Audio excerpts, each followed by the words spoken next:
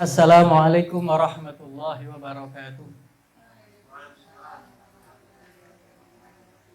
Innal hamdalillah nahmaduhu wa nasta'inuhu wa nastaghfiruh wa na'udzu billahi min shururi anfusina wa sayyiati a'malina. May yahdihillahu fala mudilla lahu wa may yudlil fala hadiyalah. Wa asyhadu an la ilaha illallah wahdahu la syarika lah. Wa asyhadu anna Muhammadan abduhu wa rasuluhu alladzi la nabiyya ba'dah. Qala Allah Ta'ala fi kitabil karim, a'udzu billahi minasy syaithanir rajim. Ya ayyuhalladzina amanu taqullaha haqqa tuqatih wa la tamutunna illa wa antum muslimun. Shadaqallahul azim. Segala puji bagi Allah.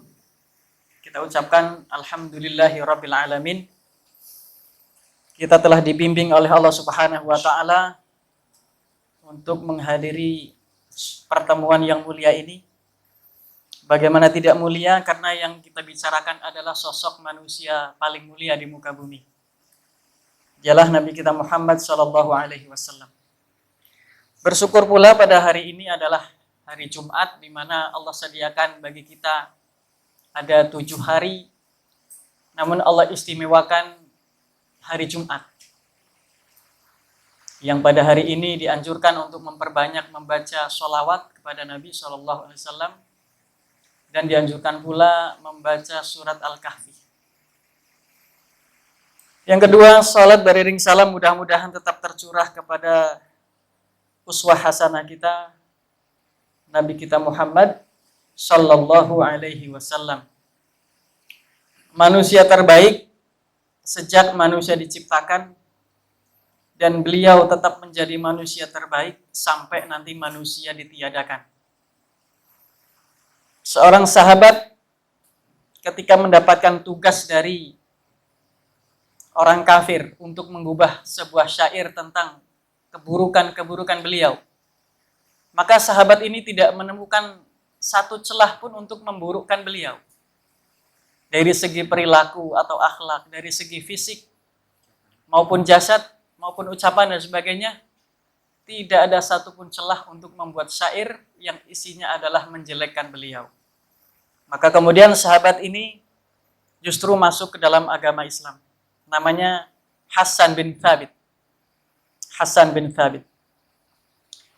Teman-teman rahimakumullah, suatu hari Nabi kita Muhammad SAW pernah menyuruh kepada salah satu temannya di padang pasir, yang padang pasir itu terdapat rumput, atau lebih tepatnya padang rumput. Beliau berkata kepada salah satu sahabatnya, tolong jaga dulu kambing-kambing saya,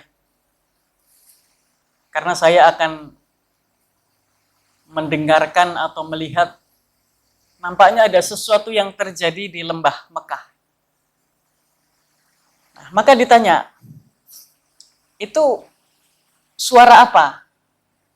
Lalu ada yang mengatakan bahwasanya itu adalah suara, kalau kita sekarang mungkin organ tunggal, Mas. Mudahnya kita memahami kondisi sekarang. Sepertinya itu organ tunggal. Dan beliau sebagai seorang remaja yang pada waktu itu belum diangkat oleh Allah menjadi seorang nabi, itu ada sisi kemanusiaan, manusiawi. Namanya anak muda, ingin hiburan, ingin begadang dan sebagainya, dan oleh Allah dibiarkan. Tapi pembiaran Allah tidak sampai pada beliau mendengarkan musik. Kita sedang berbicara tentang sosok manusia mulia. Kalau tentang hukum musik, saya sendiri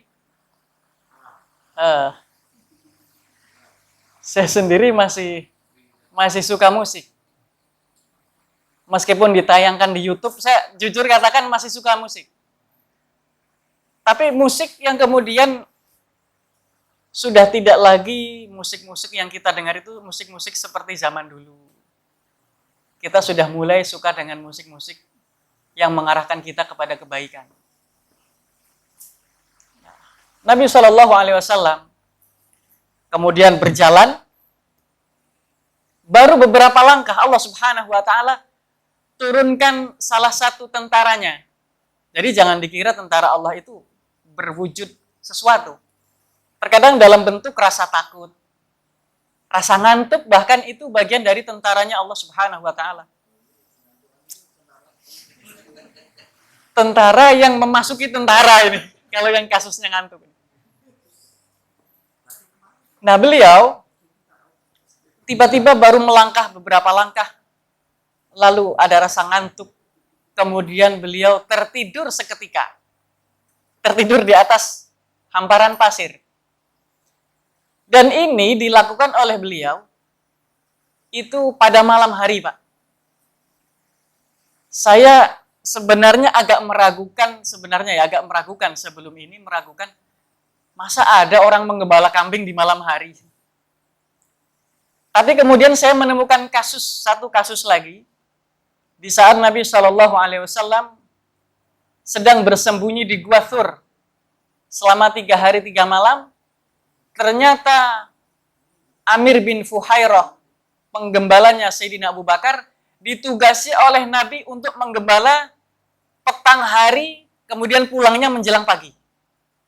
Berarti ada orang menggembala kambing malam. Nah, fungsinya untuk apa waktu itu Amir bin Fuhairah? Untuk menghapus jejak kakinya Nabi, kakinya Abu Bakar, dan satunya lagi kakinya putranya Abu Bakar, yang bertugas sebagai informan. Di siang hari berbaur dengan masyarakat Mekah, mengumpulkan segala macam informasi yang dibutuhkan oleh Rasul dan ayahnya. Ketika di petang hari beliau naik ke atas Jabal Thur, menceritakan begini ya Rasul yang terjadi di Mekah, mereka melakukan ini. Jadi tidak sepele teman-teman rahimakumullah. Hijrah itu bukan sekedar kemudian pindah dari Mekah ke Madinah tanpa strategi, tanpa ilmu, tidak. Tetap ada strateginya, ada ilmunya. Nah, teman-teman rahimakumullah, ketika di Gua Thur itulah setiap malam hari selalu ada 3 orang. Dugaan kita kan dulu cuma 2 ya. Kalau malam hari 3 orang. Putranya Abu Bakar, setahu saya namanya Abdullah atau Abdurrahman, kemudian Rasul, kemudian Abu Bakar. Menemani ayah dan Rasul. Begitu menjelang pagi beliau turun kembali lagi mencari informasi. Sehingga beliau kemudian ketika hijrah tidak serampangan. Padahal Allah pasti akan menjaga beliau kan. Nggak mungkin beliau meninggal sebelum risalah ini selesai. Tapi tetaplah beliau itu pakai usaha manusia, pakai ikhtiar. Tertidurlah beliau ketika itu masih remaja, masih remaja. Dan suara itu kemudian tidak terdengar lagi. Tadinya kan terdengar tapi dari jauh. Makanya beliau penasaran dengan suara itu, kan ingin mendengar secara jelas.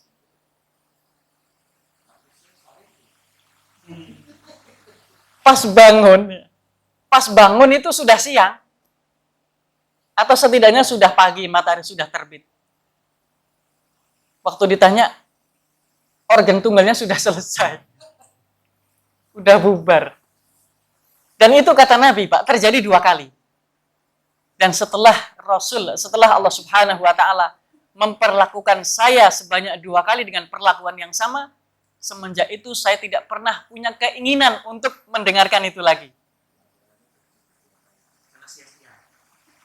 Iya, kalau di Al-Quran disebutkan lahwal hadith, perkataan yang sia-sia.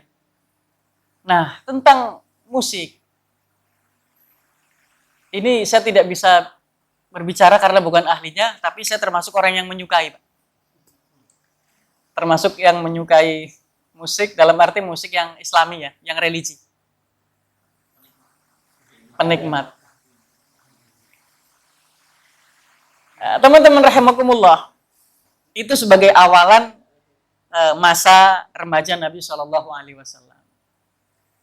Bahkan Habib Ali Al-Jufri, muridnya Syekh Said Ramadan Al-Buti, itu beliau mengatakan musik itu tidak dinilai musiknya, tetapi pesan apa yang dibawa oleh musik itu. Ada yang bertanya, Pak, Beliau ketika ngisi seminar kalau nggak salah di Suriah, itu ada salah satu penanya mengatakan bahwasanya seluruh 4 imam mazhab mengatakan bahwasanya musik itu haram. Maka jawaban beliau kemudian cukup mengejutkan saya. Yaitu memang iya, tetapi musik adalah sesuatu yang luas sehingga jangan dipersempit. Dan beliau juga menukil kitab-kitab ulama, artinya ada beberapa yang masih membolehkan selama dalam batas koridor yang dibenarkan. Nah, teman-teman rahimakumullah, Abu Thalib diamanahi oleh ayahnya Abdul Muthalib dan beliau sangat kokoh memegang amanah itu. Akhirnya Nabi kita Muhammad SAW dalam asuhan beliau dijaga betul oleh beliau, Abu Thalib ini. Nah, karena Abu Thalib ini adalah orang yang paling kekurangan di antara saudara-saudaranya yang lain, maka rupanya di situ ada hikmah besar. Kenapa Rasul tidak dipelihara oleh Abu Lahab? Abu Lahab termasuk orang kaya. Kenapa juga tidak dirawat oleh Hamzah atau Abbas, tapi dirawat oleh Abu Thalib, orang yang secara perekonomian kurang, tidak mapan, kurang. Hikmahnya ternyata Allah Subhanahu wa taala berikan kepada kita, khususnya kepada orang-orang yang ahli dalam meneliti ini. Hikmahnya adalah agar supaya beliau itu mandiri, Pak. Ya kan kita juga begitu. Kalau kita sudah terbiasa hidup susah, maka kemandirian akan muncul. Tapi kalau sudah terbiasa dengan fasilitas, kemandirian akan sulit untuk muncul. Gitu ya, Usman ya. Memang begitu. Dan Rasul Shallallahu Alaihi Wasallam diasuh oleh pamannya dalam asuhan itu sangat lama. Itu dalam keadaan pamannya itu kekurangan. Saya pernah dengar kisahnya, Rasul duduk di pinggiran, Pak. Nunggu anak-anaknya Abu Thalib makan selesai baru beliau yang maju. Tetapi dalam satu kasus, ternyata Abu Thalib justru mendahulukan Rasul. Anak-anaknya nanti, belakangan. Yang penting Rasul dulu, Muhammad dulu. Muhammad kamu makan dulu. Nanti kalau kamu sudah selesai makan, biar anak-anakku yang lain boleh makan. Nah itu amanahnya memang betul-betul luar biasa Abu Thalib ini. Dan kita tahu bangsa Arab adalah bangsa yang terkenal dengan amanahnya. Bangsa Arab sampai kapanpun. Itu bangsa yang dikenal dengan orang yang amanah. Nah, dari kekurangan itulah hikmahnya yaitu Rasul Shallallahu Alaihi Wasallam di dalam dirinya muncul rasa supaya tidak merepotkan pamannya. Dia sadar betul bahwasanya saya ini dirawat oleh Abu Thalib dan Abu Thalib adalah bukan ayah kandung saya. Saya harus melakukan sesuatu yang setidaknya tidak merepotkan paman saya. Meskipun tidak menghasilkan uang yang lebih, pendapatan tidak lebih, tetapi setidaknya tidak merepotkan paman saya. Maka menggembala kambing. Gembala kambing. Dan beliau, teman-teman rahimakumullah, menggembala kambing itu ketika masih usia sekitar 4 tahun. Ketika di perkampungan Bani Sa'ad. Ini belum pernah saya sampaikan karena saya baru tahunya belum lama. Sudah mulai belajar menggembala kambing di usia sekitar 4 tahun di perkampungan Bani Sa'ad ketika diasuh oleh Halimah As-Sa'diyah. Nah, dari situlah beliau belajar menggembala kambing dan seterusnya. Sampai akhirnya beliau punya rasa kalau selamanya saya merepotkan paman, maka itu tidak pantas. Sehingga beliau kemudian menggembala kambing. Lalu Nabi ditanya, apakah engkau juga menggembala kambing ya Rasul, oleh para sahabatnya ketika beliau sudah jadi Nabi? Iya, kuntu ara'aha dengan beberapa qararid. Dulu aku pernah menggembala kambing dan diupah dengan beberapa qararid. Kalau di kita istilahnya beberapa sen lah. Belum ada rupiah. Beberapa sen. Artinya upahnya tidak seberapa. Tapi itulah jiwa kemandirian beliau sudah terasah sejak itu. Nah, lalu apa lagi? Hikmah di balik kekurangan Abu Thalib. Dan ini masih dalam masa remaja beliau. Beliau sudah mulai belajar berdagang. Nah, kata tokoh ekonomi Islam, Ustadz Syafi'i Antonio. Teman-teman tahu ya? Itu beliau pernah mengatakan dalam bukunya, Nabi menjadi seorang pedagang itu lebih lama daripada Nabi menjadi seorang Rasul. Karena sejak usia remaja, ya kan? Nah, beliau kemudian berdagang. Nah, dalam berdagangnya itu, beliau kemudian mendapatkan begitu banyak hikmah di balik aktivitas berdagangnya, yang nantinya akan memberi manfaat yang cukup besar dalam kehidupan beliau setelah beliau menjadi nabi. Berdagang, yang dilatih apa? Yang dilatih adalah memperkuat jaringan. Ya kayak pedagang madu, Pak. Ya kalau jaringannya tidak luas, paling yang beli cuma yang namanya sama dengan pedagangnya. Tapi kalau jaringannya luas, apalagi sekarang kita sudah difasilitasi sosial media, ya kan? Ya, kita manfaatkan itu. Kita manfaatkan teknologi sekarang, dunia online, ya kita manfaatkan itu. Jangan sampai, teman-teman rahimakumullah, kita dikasih teknologi yang secanggih zaman kita ini, kok kita hanya dapat efek negatifnya saja. Rugi betul kita ini. Sementara itu kita kan punya akal ya, kita punya pikiran, punya akal, punya ruh. Ya cobalah kita manfaatkan sosial media dan sebagainya untuk kebaikan. Jangan cuma dapat jatah negatifnya saja, giliran yang positifnya kita nggak mau. Misalkan share video, nasihat dan sebagainya, itu berarti kita mengambil bagian dari kebaikan. Giliran yang buruk-buruk semangat, giliran yang jelek-jelek kendor. Itu kita rugi itu. Dikasih fasilitas, maka kita manfaatkan dengan sebaik-baiknya. Yang kedua setelah jaringan adalah beliau kemudian terbiasa berdiplomasi, Pak. Tawar-menawar. Dan beliau ini, teman-teman rahimakumullah, pernah memimpin kafilah dagang, dan itu adalah kafilah dagang pertama kali yang beliau pimpin. Waktu itu usia beliau baru 17 tahun. Memimpin rombongan. Dan dagangnya nggak sembarangan, tidak di dalam kota. Kalau bisnya bukan AKDP, Pak. Bus akap, antar kota, antar provinsi. Ini Rasul Shallallahu Alaihi Wasallam usia 17 sudah antar negara. Dan kita tahu kalau antar negara itu berarti nilai yang dijual atau barang yang dibawa tidak mungkin kecil. Pasti banyak dan selalu ada tim pengawal, pasukan keamanan.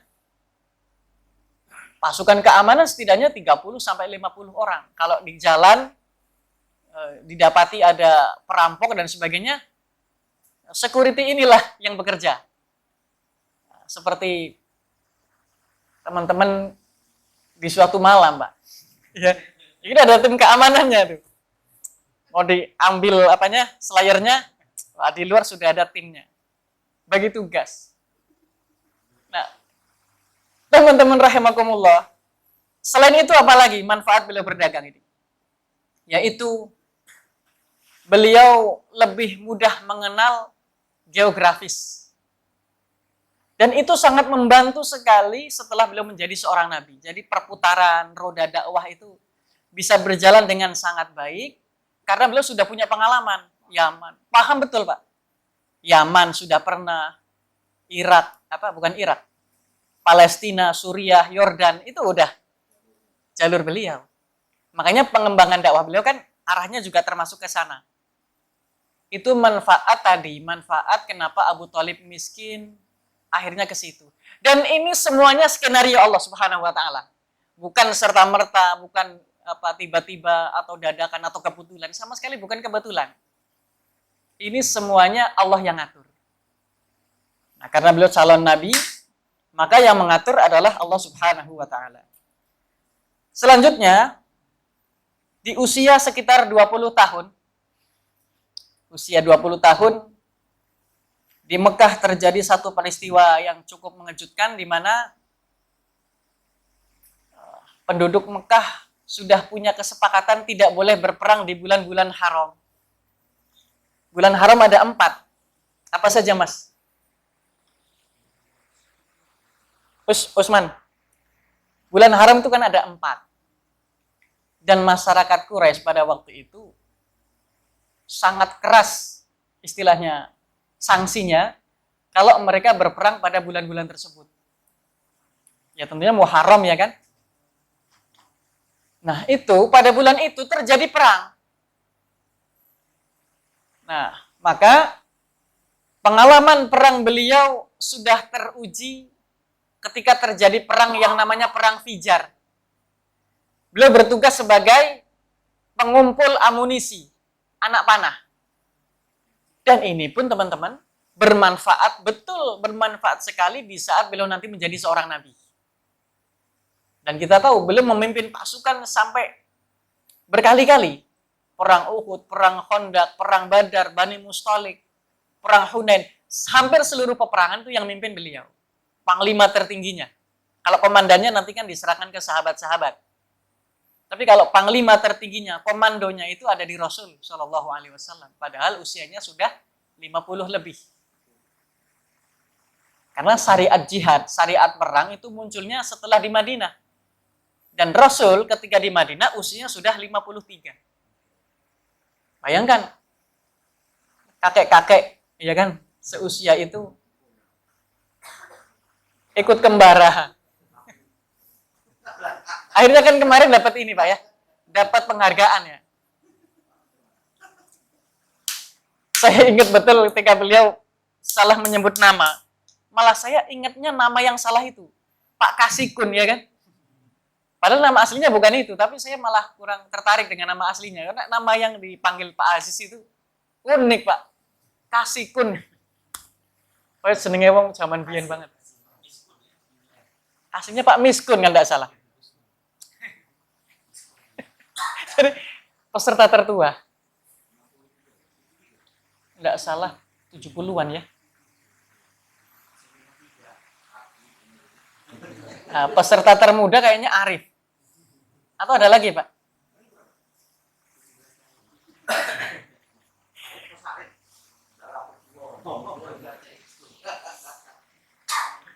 Baiklah. Pengalaman militer sudah beliau dapat ketika usia sekitar 20. Pengalaman berdagang usia 17. Pengalaman apa lagi? Pengalaman diplomasi. Beliau dapat ketika usia di bawah 24. Yaitu beliau ikut diundang, Pak. Diundang dalam acara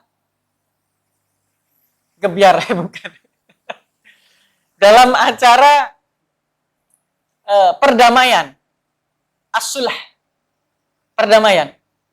Jadi beliau ini kan masih muda ya.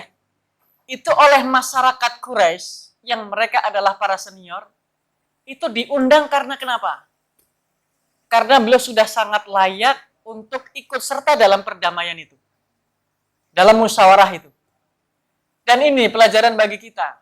Di mana anak-anak muda kita sekarang, statusnya, posisinya, perannya di masyarakat, apakah sudah dilibatkan oleh orang tuanya di masyarakat tersebut untuk dilibatkan dalam hal kemaslahatan masyarakat atau kemaslahatan umat? Rembuk deso ya, rembuk deso. Kalau sudah mulai ada diundang, berarti itu pertanda baik bahwasanya kita berarti pernah punya andil di masyarakat, andil yang baik. Kan tidak mungkin juga Pak, ada orang tua atau aparat desa manggil pemuda yang awut-awutan, artinya dia nggak punya peran sama sekali, bahkan menjadi beban, menjadi sampah di masyarakatnya. Kan nggak mungkin ya, ikut rapat kita membicarakan tentang yang diundang itu adalah sosok seperti Nabi Muhammad SAW, yang mereka ini menggelari beliau adalah Al-Amin, orang yang paling amanah. Selanjutnya, ada satu yang terlewat, di mana beliau ini pernah ngangkat-ngangkat batu, Pak. Kebetulan saya habis ngangkat batu. Lagi nggak wes selokan yang ngarep rumah. Ngangkat. Ini pengalaman langsung ini barusan ini. Ngangkat batu oleh salah satu pamannya dikatakan, Muhammad kalau ngangkat batu kainnya diangkat. Dijadikan alas di pundakmu supaya tidak sakit. Terhimpit batu. Kalau nggak dikasih alas kan sakit. maka sarungnya diangkat. Sebagaimana orang lain itu begitu. Dan otomatis auratnya terlihat, Pak.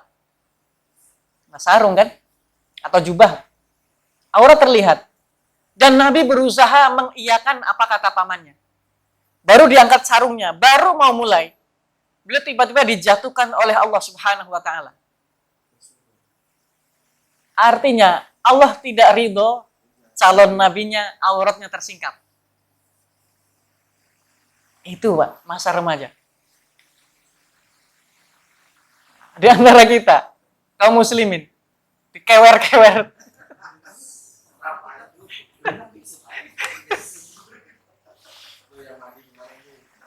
Tapi kadang dipikir wajar, Pak. Kita ini bukan manusia mulia, ya kan? Kita calon nabi juga bukan. Ya kadang nyimpang-nyimpang dikit, taubat lagi. Tapi kalau nabi itu betul-betul perlakuan Allah kepada calon nabinya itu sampai sehebat itu. Aurat tidak boleh dilihat orang lain, beliau tidak boleh melihat aurat orang lain. Bayangkan tuh. Pernah saya sampaikan dulu kan? Masyarakat Quraisy, masyarakat Mekah, masyarakat jahiliyah, itu kalau tawaf, yang wanita khususnya, itu tidak pakai baju. Sebagian kebiasaan mereka kalau tawaf itu tidak pakai baju. Dan waktu itu Nabi sudah hidup di masyarakat Mekah. Tapi oleh Allah tidak pernah diperkenankan untuk melihat rutinitas yang seperti itu. Tidak pernah dilihat oleh Nabi. Ya Allah sibukkan Nabi dengan urusan lain, entah urusan apa, berdagang atau apa. Begitu tawafnya sudah selesai, barulah Nabi tawaf. Sudah nggak ada lagi, Pak. Aurat itu udah nggak ada lagi. Jadi itulah teman-teman. Calon orang yang mengemban amanah yang sangat berat dan tidak ada amanah yang lebih berat kecuali seorang Nabi. Itu sampai seperti itu yang dilakukan oleh Allah Subhanahu wa taala. Tidak diperlihatkan auratnya, tidak melihat aurat orang lain. Nah, barangkali itu yang bisa disampaikan pada kesempatan sore hari ini. Mudah-mudahan ada manfaatnya. Kurang lebihnya mohon maaf. Nanti ditutup setelah jam 5 lebih.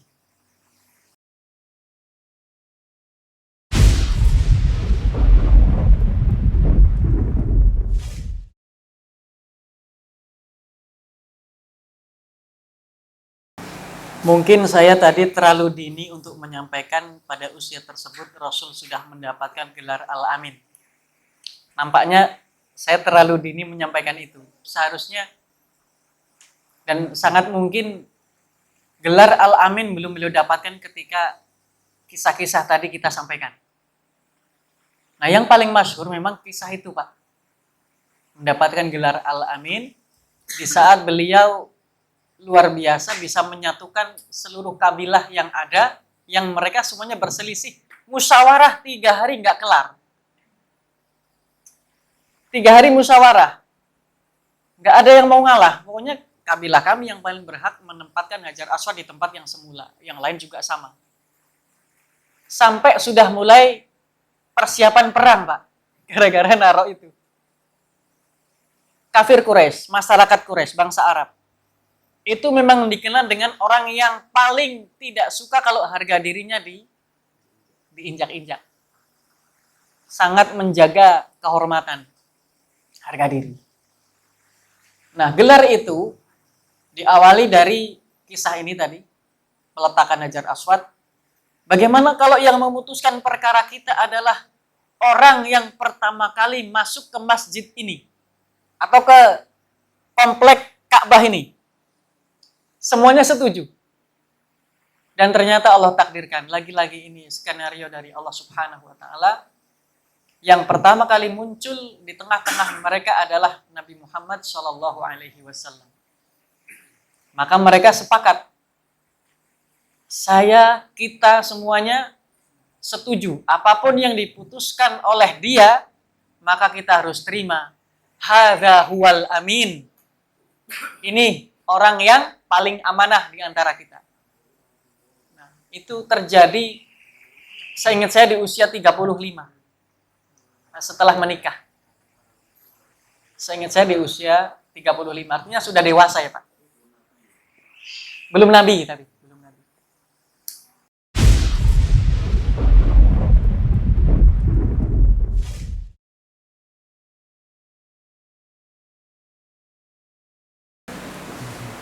Yang saya pelajari ya Pak, dan yang saya pelajari kan juga belum banyak. Itu ada dua versi. Satu keterangan mengatakan Nabi dan Rasul itu beda. Pertama jadi Nabi dulu, kedua jadi Rasul. Tapi ada yang mengatakan lagi, ya Nabi ya Rasul dalam satu waktu, satu paket. Dan itu terjadi pada saat usia beliau 40 tahun. Nah, lalu ada keterangan lagi Pak, keterangan lagi yang menguatkan pendapat pertama, yaitu bahwasanya Nabi Muhammad Shallallahu Alaihi Wasallam diangkat menjadi nabi pada usia 40 ketika turun surat Al-Alaq 1-5. Itu dalam kitab Ar-Rahiqul Maktum disebutkan begitu. Tapi pada usia yang sama Pak, beliau diangkat menjadi Rasul sama-sama usia 40 dengan turunnya ayat 1-5 atau 1-7 dari surat Al-Muddathir. Ya ayyuhal muddathir qum fa'anzir. Wa anzirnya ini sebagai dalil bahwasanya beliau mendapatkan risalah bukan untuk beliau sendiri. Wa anzir artinya berilah peringatan kepada kaumnya. Apalagi penguatnya lagi kemudian berikutnya adalah ayat yang mengatakan wa anzir ashiratakal aqrabin. Berilah peringatan kepada keluarga dekatmu. Itu sudah jadi Rasul. Nah, tapi ayat itu, antara ayat Al-Alaq dengan ayat yang tadi, surat Al-Alaq dengan surat tadi, itu masih sama, usia beliau masih 40. Nggak jauh beda. Kira-kira bisa Pak dipahami ya?